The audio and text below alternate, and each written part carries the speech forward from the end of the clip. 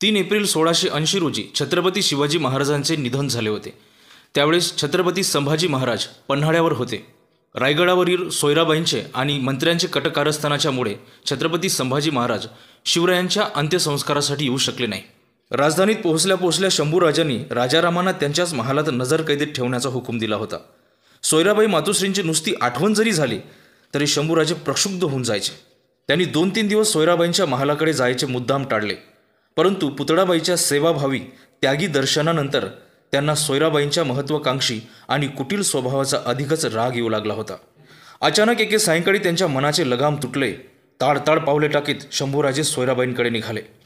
दाराजवळच पाणीदार डोळ्यांचे 10 वर्षांचे कोवळे राजाराम त्यांच्या अचानक दृष्टीस पडले.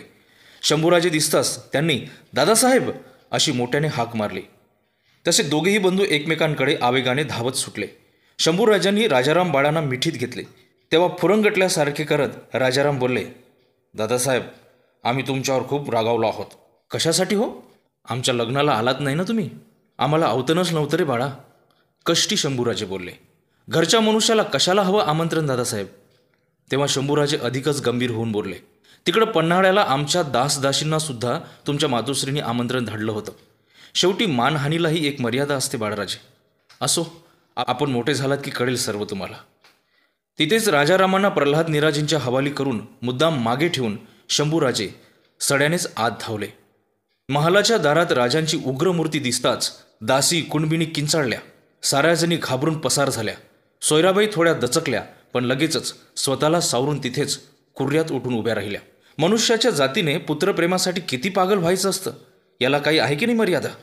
आपण पोटभरू स्वार्थी कारभाऱ्यांच्या हातचं बाऊलं झाला आहात मातोश्री, शंभूराजे संतापानं बोलले. सोयराबाईंना आपल्या अपराधाची जाणीव होती. अष्टप्रधानांच्या संमतीने त्या एक डाव खेळल्या होत्या. आपल्या राजाराम बाळासाठी त्यांनी शंभू नावाची आग स्वतःवर ओढवून घेतली होती. परंतु तो डाव आता सर्वांच्याच अंगाशी आला होता. सोयराबाईंनी सिंहाच्या छावाला नव्हे तर त्याच्या पराकोटीच्या स्वाभिमानाला डिचवले होते. आपल्या हाताने मातोश्रींना आसनस्थ व्हायची खूण करत शंभूराजे दरडावल्या सुरात बोलले, मातोश्री, आपली इच्छा असो वा नसो, तुम्हाला आवडो वा ना आवडो, आम्ही राजमुकुट परिधान केला आहे. एक रीत म्हणून तरी आमचं स्वागत करायचं किमान सौजन्य आपण दाखवायला हवं होतं. स्वागताच्या आरत्यांची आम्हाकडून अपेक्षा कशासाठी बाळगता युवराज? आपण इथे पोहोचल्या पोहोचल्या त्या टकमक टोकावरून 7-8 जणांचा कडेलोट केलात. त्या मृतात्म्यांच्या प्रेतांची जे स्वागत केलेत ते पुरेसं नव्हं का? सोयराबाईंनी चिडून विचारले. आपण माता आहात की वैरीण? शंभूराजे, आपला मेंदू आहे की दारूचे कोठार? केवढे संतप्ता आपण, सारा विवेक जळून जातो.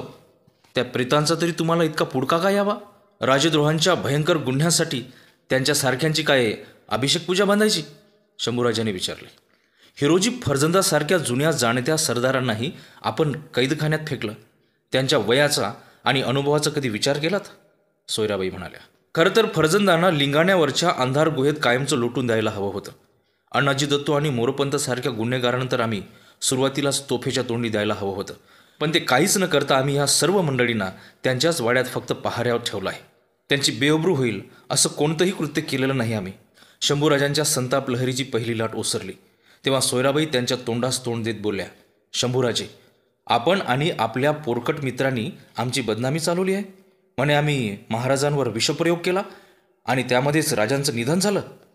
सोयराबाईंच्या आरोपाने शंभूराजांची मान चुकली. ते बोलले, नाही मातोश्री, असे द्वेषारोप कोणीही बिलकुल करू नयेत. आज तुम्हाला पुत्रप्रेमाने आंधळे बनवले असेल, पण आपलं हृदय मूलतः स्फटिकासारखे स्वच्छ आणि सौजन्ययुक्त आहे याची आम्हास कल्पना आहे. पण तरीही आमच्या द्वेषाच्या पोटी तुमच्या हातून घडलेले गुन्हे नक्कीच माफ करण्यासारखे नाहीत. सोयराबाई दचकल्या. राजाचे हात अजून शिवशिवत होते. मस्तक भणभणत होतं. राजे आता क्रौर्यांच्या उच्चतम बिंदूजवळ जाऊन पोहोचले होते. राजांनी मुठी आवडल्या. इतक्यात राजाची नजर पाठीमागे वळली. तेथे भिंतीला चिपकलेल्या पालीसारखे राजाराम घाबरून उभे होते. ते दृश्य पाहताच जलधारेच्या स्पर्शाने मिठाचा खडा विरघळावा तसे ते विरघळून गेले. त्यांच्या मस्तकावर माजलेले विराट वादळ काही क्षणातच विरून गेले. शंभूराजे पुढे झाले. त्यांनी घाबऱ्या राजारामांना आपल्याजवळ ओढून घेतले.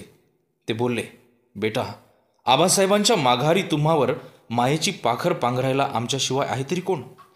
दादासाहेब, आपण आमच्या मातोश्रींना बंदीखान्यात तर नाही ठेवणार ना? नाही, तुमच्या माता त्या आमच्याही माता. आम्ही त्यांच्या केसालाही धक्का लावू देणार नाही बाळा. पण तुम्हा दोघांना मात्र आम्ही नजरकैदेत जरूर डांबू.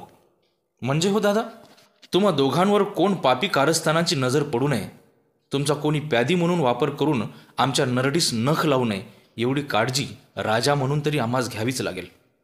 जशी आपली आज्ञा दादासाहेब, राजाराम बोलले. त्या मातापुत्रांचा निरोप घेताना शंभूराजे सोयराबाईंना फक्त इतकेच म्हणाले, मातोश्री, हवी तर आम्ही जगदीश्वरांच्या पिंडीवरची बेलपत्र उचलून आण घेऊ. आज आम्ही शपथपूर्वक सांगतो की यापुढे हा संभाजी छत्रपती शिवाजी महाराजांच्या लौकिकाला साजेचंच वर्तन करणार आहे. प्रश्न फक्त एवढाच आहे मातोश्री, आजवर जे घडलं ते घडलं, निदान यापुढे तरी आपलं वर्तन त्या युगपुरुषाच्या सहचारणीला साजेसं राहणार असे वागा.